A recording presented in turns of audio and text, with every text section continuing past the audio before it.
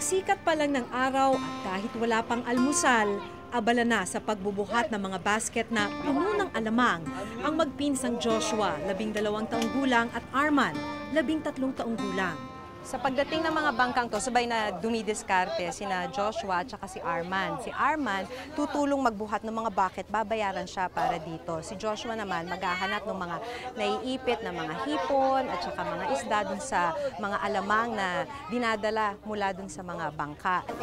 Ito lang namin. Gumagalaw pa. Dito. Ayun pa oh. Hanggang hapon to?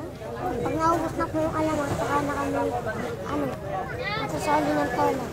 Bigay-bigay po sa amin, bigay-bigay po. Ba't kayo binibigyan ng pera? Bayad sa ako. Alas 10 na pero tanging ang chichiryang nabili sa tindahan ang kanilang naging pantawid gutom.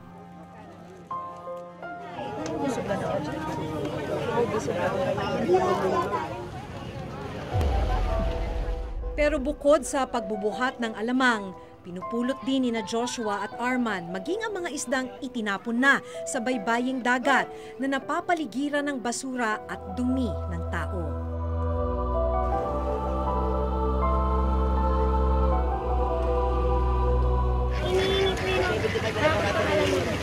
Ano yan, mga tira-tira?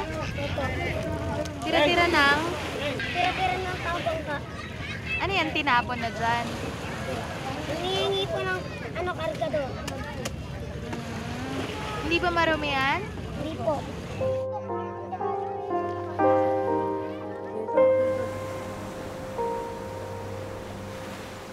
Pwede na rin daw nilang ulamin ang mga makukuhang lamang dagat dito. Sasali na tayo. Hindi, anong gagawin mo pag nakaipon ka na? Para saan? Saan mo ibibenta? Magkano mo na ibibenta? Pag nakataranta ako, Pambili ng bigas. sakit! Bukod kina Joshua at Arman, maraming mga bata pa ang namumulot ng iba't ibang lamang dagat sa masukal na baybaying dagat.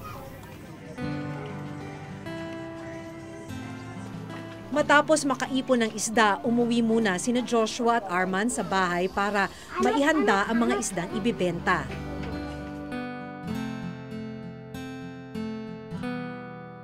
Ako, pasensya na po ah.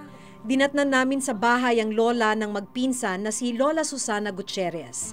Matapos iwanan ng kanilang magulang, si Lola Susana na ang nag-alaga sa magpinsan mula nang sila'y mga bata pa. Nilayasan ng ama, yan. Ito naman, nilayasan ng ina. Hindi, nilayasan ng ina. Sa hirap ng buhay talaga, lalayasan na kami. Kulang sa pagkain. At po yung mga magulang ko.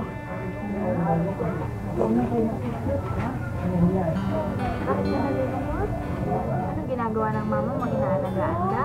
Opo. Pinapakain ko sa pinakatulog. Pero maliban kina Joshua at Arman, iniwan na rin sa pangangalaga ni Lola Susana ang 8 pa niyang apo. So ilan po yung apo? 5 po ang inaalagaan yung apo? Marami ho yan. Mas marami pa rito. Ilan po lahat-lahat? Ilan Yung kayo? nandito, 10 yata. Dagdag pasakit kay Lola Susana ang pagkakaroon niya ng sakit na tuberculosis. Yung TB po, hindi, yung gamot hindi pwedeng huminto. Tuloy-tuloy po. Dapat tuloy-tuloy. Kasi pagka nahinto po yung gamot, ano ho yun? Marami ko po kaya. Oho. Sige ko nung gumalik. Kaya malaking tulong raw ang pagdiskarte ng makakain ni Joshua at Arman. Hindi ko kayo nag-aalmusal. Hindi ako kami nagsaing kagabi. Katawag na lahat.